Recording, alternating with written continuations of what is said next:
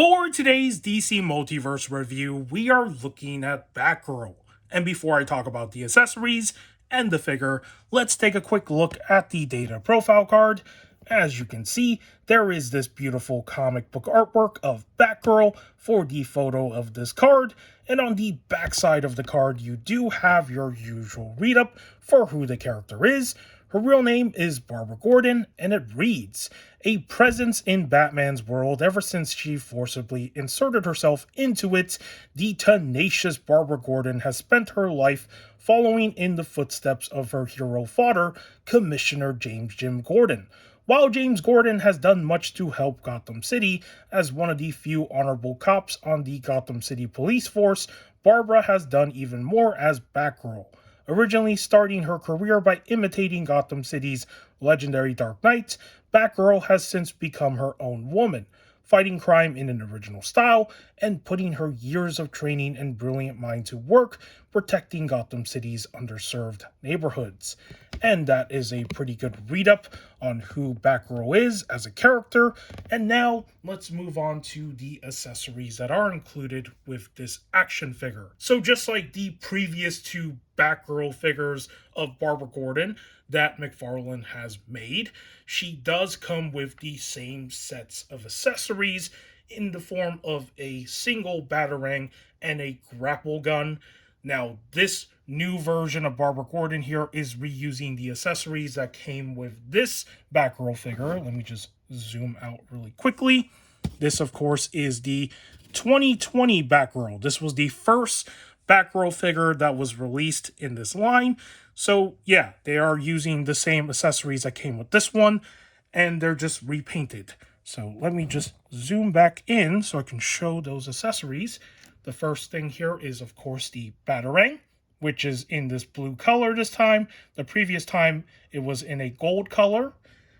And for this grapple gun, it is now in this blue color with a white lining for the rope here instead of a black color.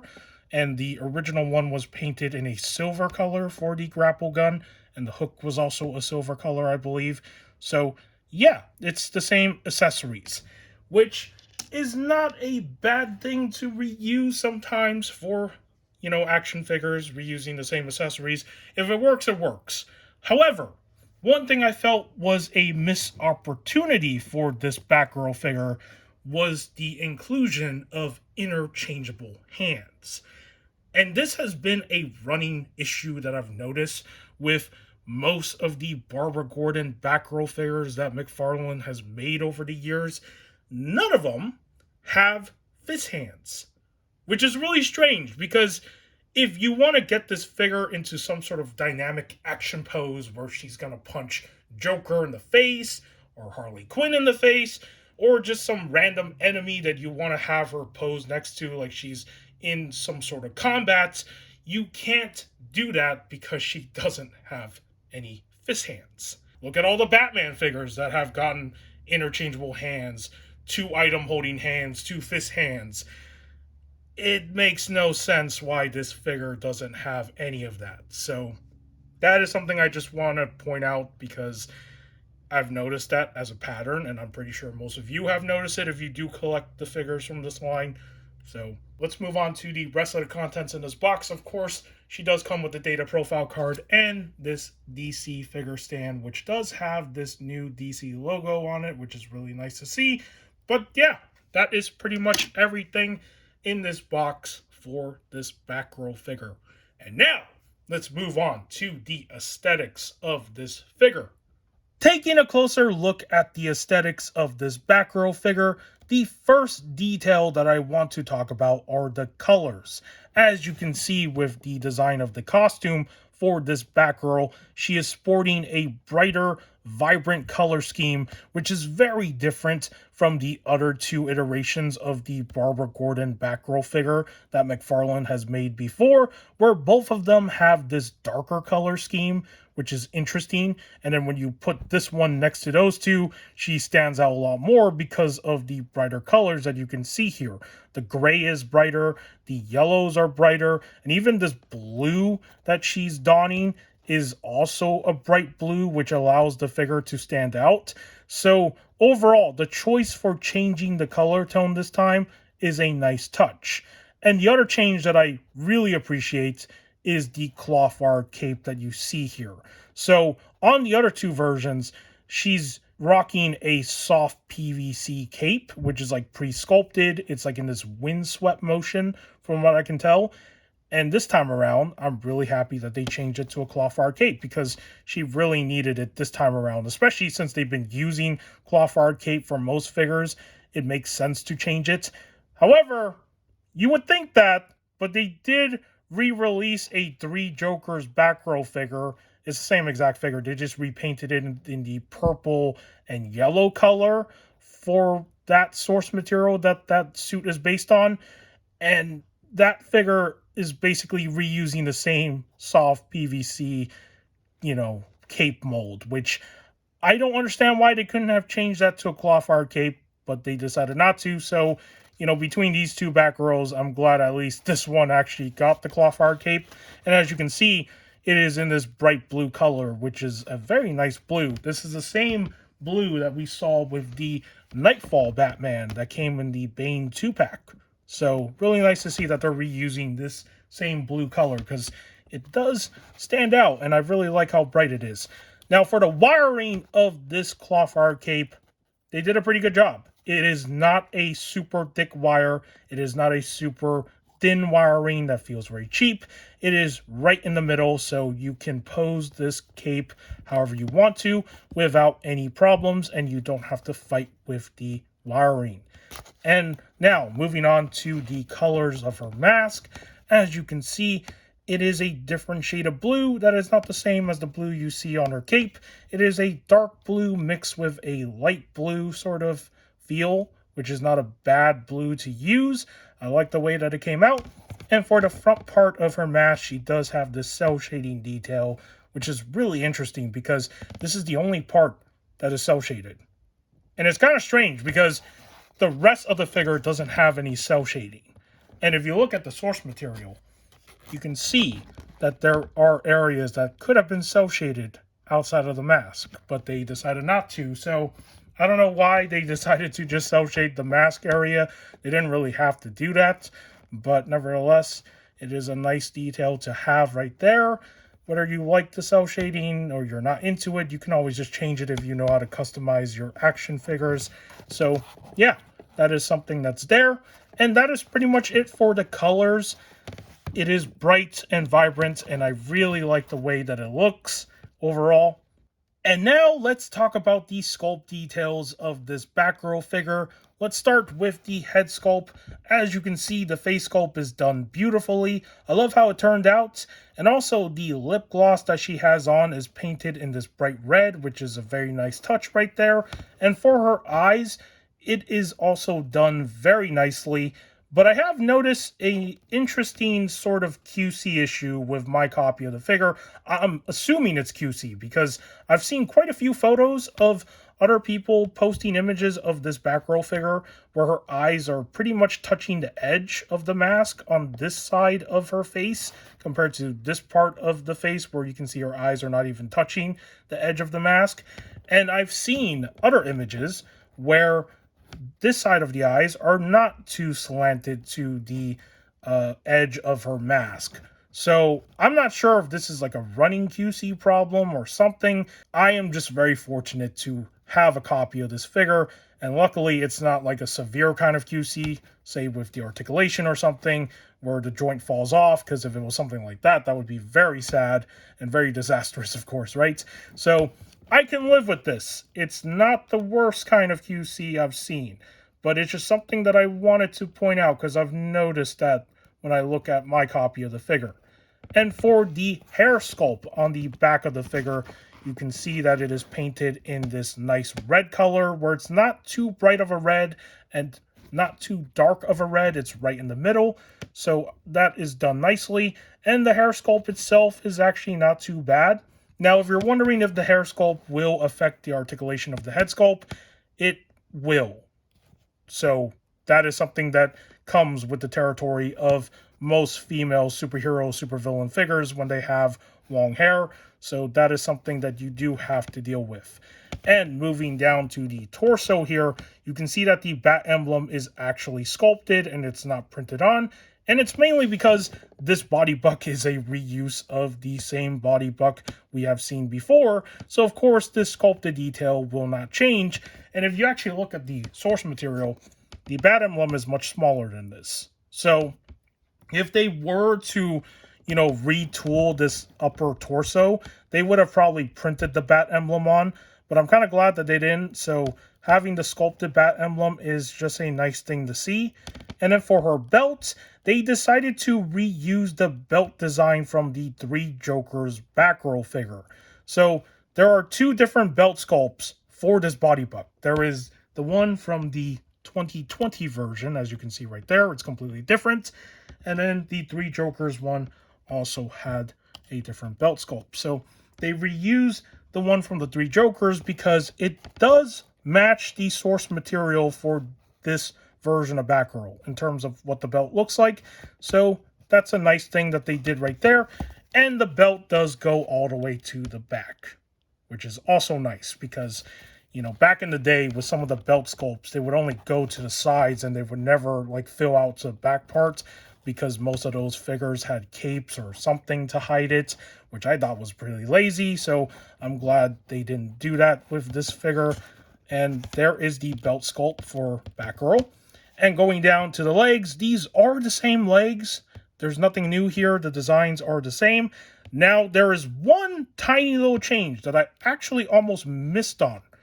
If you look at the joint here, it is a sculpted ball joint, which is surprising because if you look at the Batgirl figure from before, it's a ball joint, an older ball joint. So they did change this part right here, which is interesting because I think that's probably what makes this figure feel taller when you have her next to the other Batgirls. I'm not too sure if this one thing just increased her height, but it is something that I've noticed. If you can change this, why didn't you change this top part right here and give her a sculpted ball joint for the hands, right? The wrist area right here. So it is such an interesting thing that I've noticed with this figure where there are certain decisions that feel like they were going a step forward and then they went a step backwards. So I don't know what happened, but that is something to point out because I thought it was the same exact ball joint that the other ones had, but I looked at it again and I realized it is actually something different. So that is pretty much all the sculpted details that I can point out with this figure. It is a nice looking Batgirl figure, as I've said before when I was talking about the colors. And overall, I think this probably is the definitive Batgirl figure that you would probably want for your comic book shelf. And the reason why I say this is because it feels like that was what they were trying to go for here with this Batgirl, was that she would fit in better with your standard comic book shelf. Because the other two versions, they don't really feel like they were meant to do that for your shelf. And I will get to that when we get to the comparisons. All right, that is pretty much it for the aesthetics for Batgirl. And now, let's move on to the articulation. Starting off with the articulation of her head sculpt, she is going to have some limitations. As you can see, she can't look up, she can't look down, which is unfortunate. Can she turn her head left and right? Yes, she can, a little bit. Can she tilt her head side to side? Yes, that works as well. So the articulation for the head sculpt is very limiting, which is not great. Now moving down to the articulation of her arms, she can lift them up this much. She can swing them back and forth with no problems. She does have a upper bicep swivel right there. She also has double jointed in the articulation of the arms, as well as a swivel in the hands, as well as wrist articulation. And moving on to the upper torso, there is a really good range of motion here when it comes to rotation, as you can see. And there is also a way to lean forward on this figure, which is very surprising because most of the time they can't lean forward at all.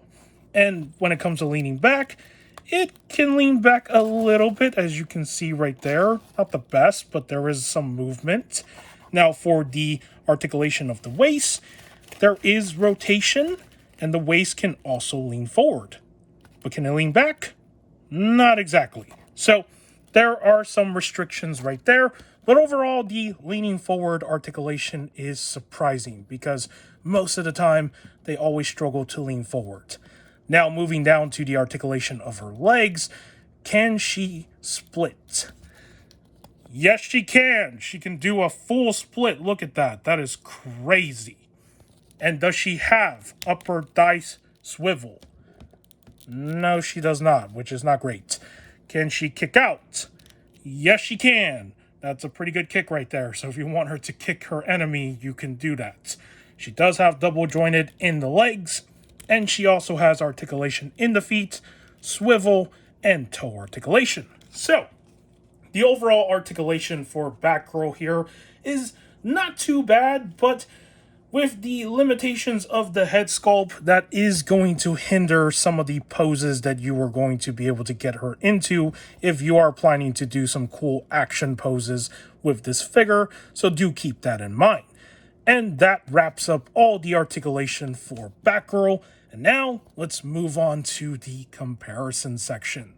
And here is the new Barbara Gordon Batgirl figure next to the other two Barbara Gordon Batgirl figures that Mcfarlane has released in the past. And as you can see, their designs are very different. And going back to the color tone aspect that I brought up in the aesthetics portion, you can see that the middle one, which is the new one, has a brighter color. And for the other two, they are sporting this darker color tone to their costumes. And also, going back to the other point I made where I said I felt like this Batgirl feels like the definitive Batgirl for your comic book shelf, it's because if you actually look at the overall designs of all the other comic book figures that we have gotten for all these other characters, where they're very much looking like a semi-classic design, this Batgirl fits in better with them. For these two, they feel like they belong in a shelf with the source material that they originated from. And the reason why I say this is because if you look at the Batgirl that came out in 2020, this is based on Sean Gordon Murphy's artwork of Batgirl. And this Batgirl fits more with the White Knight figures, if you have any of those. And then for the Three Jokers Batgirl, because her face sculpt is more of this sort of like semi-realistic style face sculpt, from what I can tell, like that's what it looks like to me. That's my opinion on it. She fits better with the character designs that they did make for the Three Jokers wave. But of course, this is the Batgirl that most people were using for their standard Batgirl for the comic book shelf for a long time. And now that this new one has come out, it is definitely a good replacement, in my opinion. But in the end of the day, this is just my opinion. You have your own preferences for which Batgirl you prefer for your shelf, and I will leave it at that. So I just want to elaborate on what I meant by this Batgirl feeling like the definitive comic version. And now let's move on to two other comparisons. Let's bring in two other figures. Here she is next to Cassandra Cain Batgirl, as you can see right here, and also Barbara Wilson Batgirl. Yes, for any of you that has never watched the Batman and Robin movie, this character is not Barbara Gordon. Her name is Barbara Wilson. I don't exactly remember the reason why her name is Barbara Wilson, but it is interesting. So there is that. And that is it for today's comparison for all of these Batgirl figures that I have in my collection so far. I am missing a few other Batgirl figures, such as Stephanie Brown, who I still hope I can find in the stores. Not gonna happen probably because that figure has sold out. And the purple and yellow Batgirl figure that they repainted of this Three Jokers Batgirl. So I don't know if I'm going to pick that up because it's the same exact figure as this one, but if I do, then I'll probably have a review for that as well. So, alright, that is it for today's review for this Batgirl figure. If you found today's review informative, do give this video a like. If you want to subscribe to the channel for more action figure content and whatever else I do on here, it would be much appreciated. And with that said, take care, and I will see you in the next video.